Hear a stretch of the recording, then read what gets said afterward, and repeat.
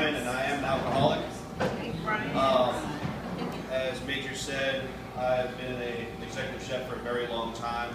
I've cooked and ran some of the biggest and some of the nicest restaurants across the country, including New Orleans, Las Vegas, LA, Portland, Seattle, Alaska, Chicago, and St. Louis. I specialize in fine dining. I was capable of running a multi-million-dollar operation. However, I wasn't capable of controlling my whole life. The minute I stepped out the doors, I was a drug. That's how I dealt with the stress of the business. If anybody knows anybody, or if you've ever worked in the business before, you know how stressful restaurant work can be. And it is also a cesspool for drugs and alcohol. So, and being the man, the highest man on the totem pole, people were very willing to offer anything to me. So, toward, I guess, about a year ago, a little over a year ago, about 2 months ago, I started to hit a real bottom. I was drinking from the time I woke up until the time I went to bed. And I would not go to sleep unless I had a bottle of liquor right next to me. So just in case I started detoxing in the middle of the night, I could shake it off. And my mother cried a lot, begging me to stop. And I remember crying myself while drinking because I didn't know how to stop, because I couldn't. Anyways, I went to go stay at my sister's house to kind of clear my mind.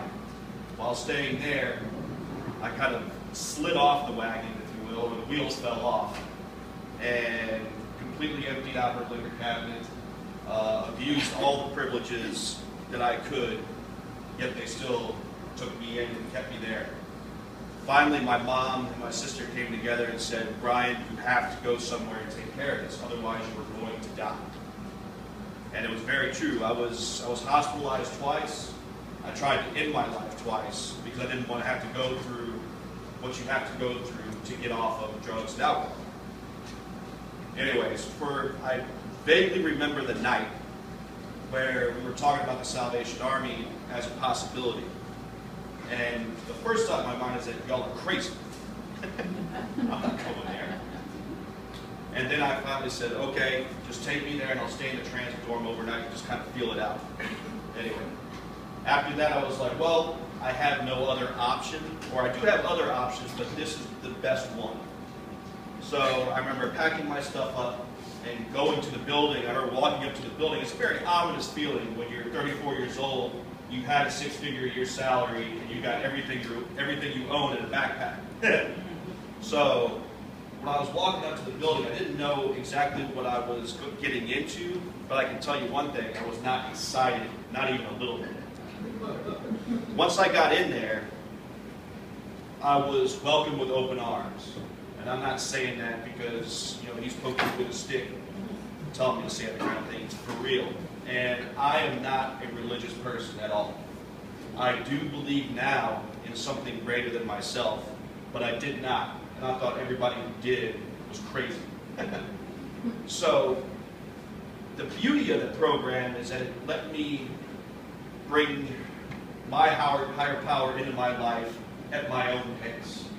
It let me deal with recovery on life's terms. It taught me everything that I needed to know, things that I already thought I knew how to do, but I didn't. So they took me in, kind of put me under their wing, and then nursed me back to health, and then spend 3 months with my sponsor going over all the terrible things I did for the year. So, well, anyways, one day I wake up and the place is kind of a mess. As everybody can remember, there was a bit of a strobe light show outside of your windows during that storm.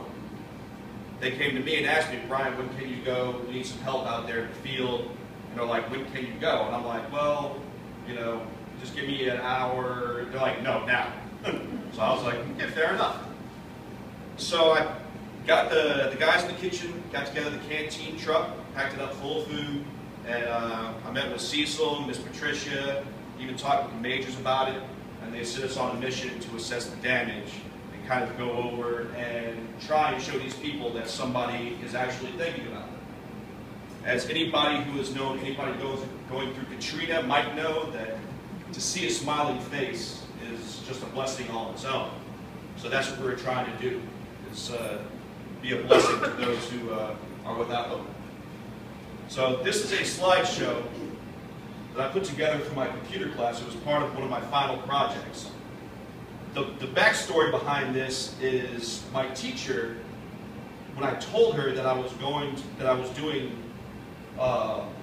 work for the Salvation Army in Baldwin County, trying to help people that lost their houses and such, she looked at me and was like whatever. I mean, you can imagine how many excuses a college professor hears about why they can't do their final project. So I was like, well, what better way to show her what I was doing than to make this part of one of my projects? And then I could also show the class, because a lot of people don't really understand what the Salvation Army is about. And I didn't know it until I actually started. So hopefully this works. All right. This was when we first got there. I was riding in the canteen truck with Lieutenant Hayes.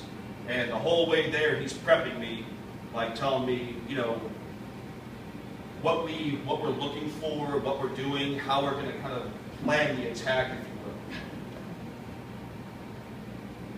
And as you can see, and these are just a few of the photos. Some of the things, I mean, it was crazy. And when I was talking to a lot of the folks that were out there, they were saying that I was laying in bed and then went to get up in the middle of the night to go use the bathroom, and then they put their legs down and their legs were in water. That's a heck of a way to wake up.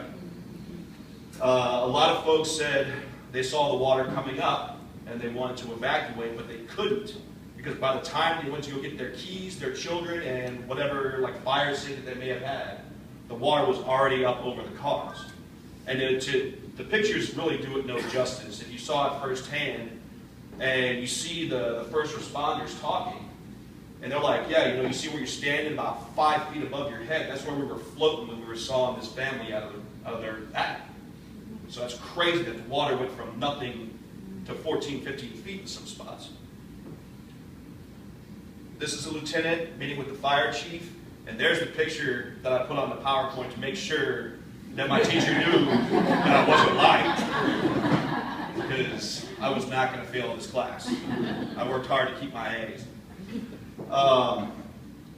When meeting with the different first responders, it was really, really cool to see when we came up, they were like, oh, you're here. And these are the people that are in charge of saving lives, and they're excited to see you. So automatically your chest puffs out a little bit, and you're like, yeah, I'm a big deal. I thought you knew. So it's really quite awesome that people associate the Salvation Army with help, that we're a sign of things to come, and obviously things will get better. As you can see right here, this was a raised house, and my head probably came up to like right about there, so that's the water line. So you can imagine, these people, this particular house right here, the family got trapped in the garage and then had to swim underneath to get to their attic, into the attic, to where the first responders could get to them to saw them out of the roof. That's the same house, and it's weird because during Katrina you saw a lot of water damage. Here, the water went up and down so quickly. I mean, the house doesn't even look like it's been touched. It looks like a normal house. But this house, in fact, was underneath water. This fence right here, a 10-foot chain link, acted like a sieve. When the water was running in, whoop, things got a mind of its own. While the water was running in, it actually pushed all the leaves up against the gate and doubled the gate open. So if you can only imagine the force of the water coming in. This right here was where me and the lieutenant were going around, and a lot of times we run into sections where the roads were washed out, which is pretty bizarre. We went and we were scouting out different neighborhoods and going to these different people and talking to them, and it was really a sight to behold when somebody's crying and they look at you and they start smiling. I don't know how many of y'all can actually appreciate being able to do that, but I can tell you firsthand that it's awesome. That when people see you, they know things are going to be better, that for this moment, they're going to be all right. We may not solve all their problems, but for right then, they're happy. They're out of the funk. They know that, I can't say that enough, they know that things are going to get better. That's one apartment complex that we went to where, I mean, the entire place was just a disaster. Like, all the carpets were pulled out, people with furniture, kids screaming and crying, and mothers trying to calm them down, fathers frustrated because there's nothing that they can do. Most renters don't have renter's insurance. And renter's insurance, I don't even think covers flood damage anyways. So if you can imagine, these people who probably have a 2-income family with kids lost everything. But when we got there, word spread around the apartment complex so quickly, and people were coming up and shaking our hands and giving us hugs and stuff like that. I'm like, all I'm doing is, I just drove the sandwiches to you guys. I didn't make the sandwiches, I didn't raise the turkeys, I didn't make the cheese myself. It was amazing what people thought when they saw us. There's a whole bunch of kids that were running around, and they were just tired, bored, upset, and annoying the Jesus out of their parents because they wanted to go somewhere else other than home. Well, this was a young family, single mother of 3, and she lost everything. And when she walked up, she gave the lieutenant a hug and said, "Thank you. Like, I knew when I saw you guys that things were going to get better." And I keep saying that over and over again because that's what we heard over and over and over, was that they knew things were going to get better. There's some more kids going after the sweets.